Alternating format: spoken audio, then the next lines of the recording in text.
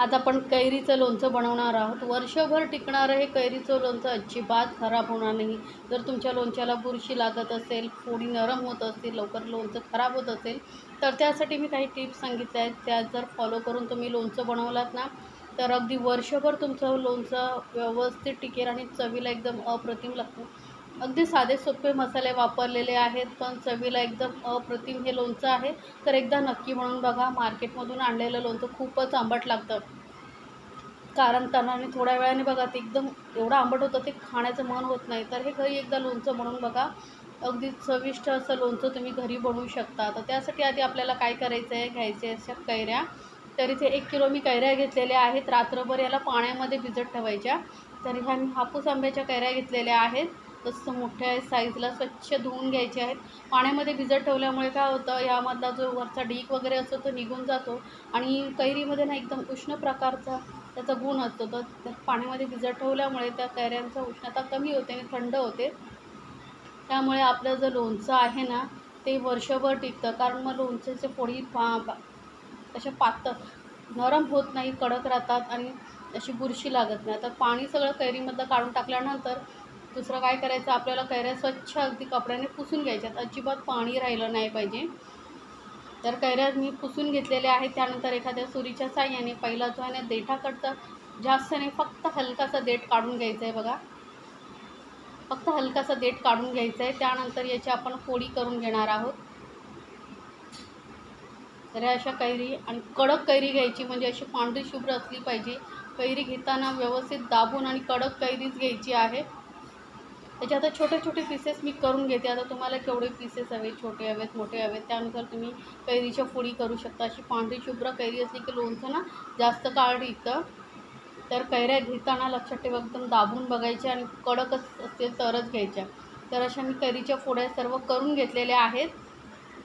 आता कैरीच्या फोड्या तर झालेल्या आहेत। आता जी कैरीची बाट उरते त्याचंही आपण गर काढून किस काढून घ्यायचा आहे, म्हणजे जराही वेस्ट होत नाही।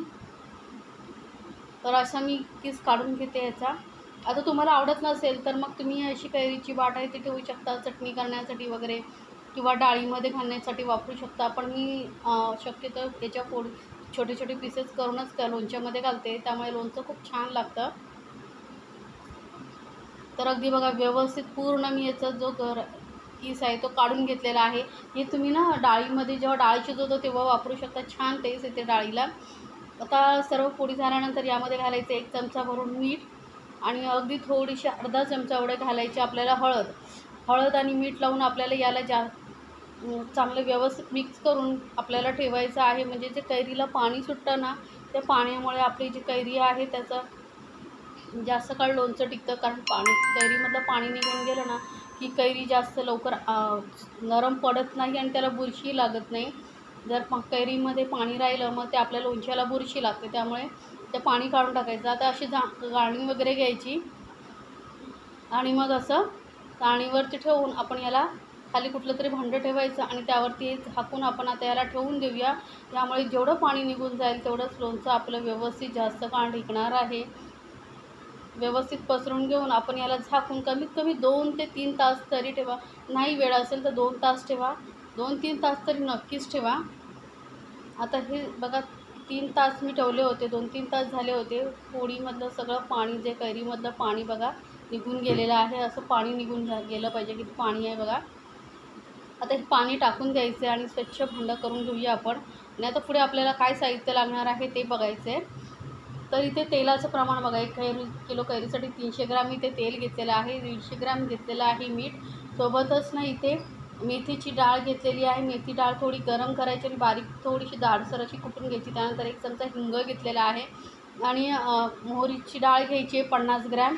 ही तुम्हाला किराणा दुकानामध्ये सहज मिळते, किंवा जर डाळ नसेल वापरायची तर मग जी रेग्युलर मोहरी आहे ती वापरायची। त्याचप्रमाणे 50 ग्रॅम मी इथे लाल मिरची पावडर घेतली। आता प्रथम काय करायचं, एखादं जाडबुडाचं पातेलं वगैरे आपण गॅसवरती ठेवायचं। तिथे मी सॉसपॅन घेतलेला आहे आणि त्याच्यामध्ये आपण हे जे तेल घेतलं होतं ते घालायचं आहे आणि कडकडीत गरम करायचं। आपल्याला एकदम धूर येईपर्यंत गरम करायचं आहे आपल्याला, एकदम मीडियम फ्लेमवरती छान असं तेलामधून धूर यायला पाहिजे इतपत गरम करायचं आहे।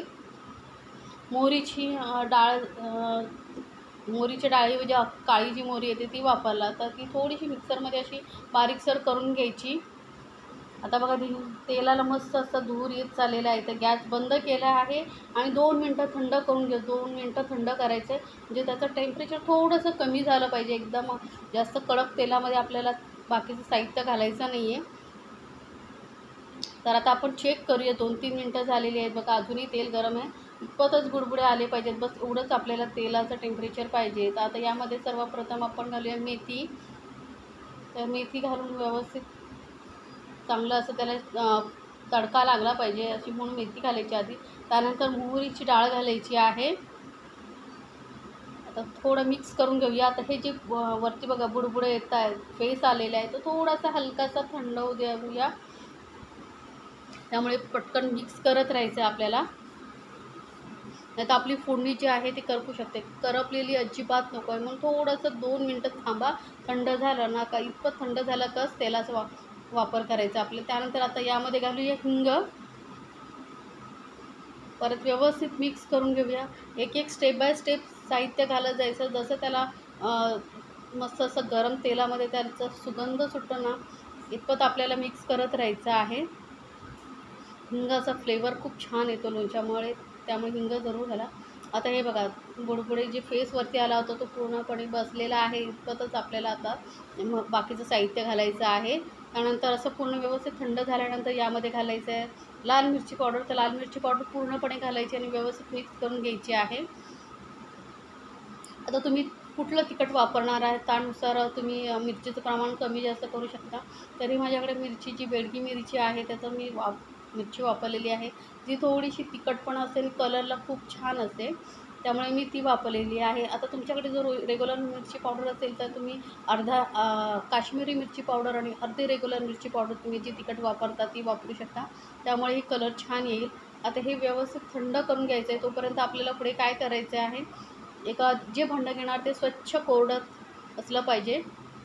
त्यामध्ये आपण हे ज्या पोळी काढून ठेवल्या होत्या त्या घालून घ्यायच्यात आपल्याला.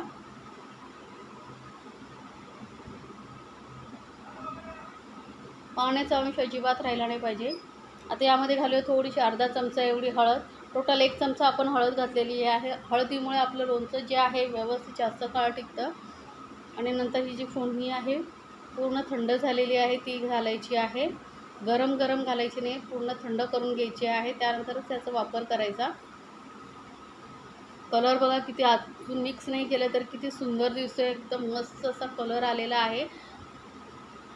आणि तेलाचं प्रमाण ही परफेक्ट आहे. तुम्हाला जर जास्त तेलाचं आवडत असेल तर तुम्ही थोड्या वेळाने 2-3 दिवसांनी तेल घालू शकता, पण सुरुवातीला एवढंच तेल घाला. आता घालूया मीठ आणि हे सर्व साहित्य आपण जास्त मिक्स करून घेऊया. आता तुम्ही म्हणाल की मिठाचं प्रमाण जास्त वाटतंय. नाही, 1 किलो कैरीसाठी हे परफेक्ट मीठ आहे.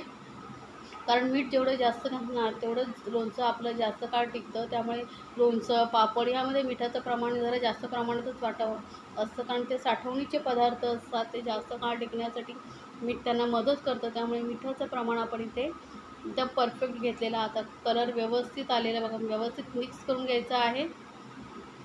मस्त कैऱ्यांच्या पिसांवरती मस्त असं कोटिंग आलेलं आहे आपलं जे साहित्य वापरलेलं आहे.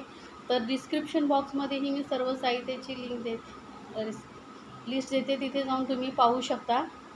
तर आता मस्त असं आपलं हे लोणचं बघा किती छान दिसतं. एकदम घरच्या घरी झटपट तुम्ही हे लोणचं बनवू शकता. तर नक्की बनवा. आणि रेसिपी जर आवडली असेल तर चॅनलला लाईक, कमेंट्स आणि सबस्क्राईब करायला विसरू नका. सोबतच बेल आयकॉनवरती क्लिक करा, म्हणजे माझ्या नवीन रेसिपीची नोटिफिकेशन लगेच तुमच्यापर्यंत पोहोचेल. आणि हे लोणचं एखाद्या काचेच्या बरणीमध्ये किंवा चिनी मातीच्या बरणीमध्ये तुम्ही भरून ठेवू शकता. ॲल्युमिनियमच्या कुठल्याही डब्यामध्ये वगैरे भरून ठेवू नका, त्यावरती हे आंबट रिॲक्ट करतं. त्यामुळे काचीचं किंवा चिनी मातीच्या भांड्यामध्येच तुम्ही हे लोणचं भरून ठेवू शकता. तर हे माझ्याकडे चिनी मातीचं असं बाऊल आहे, त्याच्यामध्ये एअरटाईट मी हे भरून ठेवलेलं आहे. झाकण लावूनच आपलं हे लोणचं जास्त काळ टिकतं.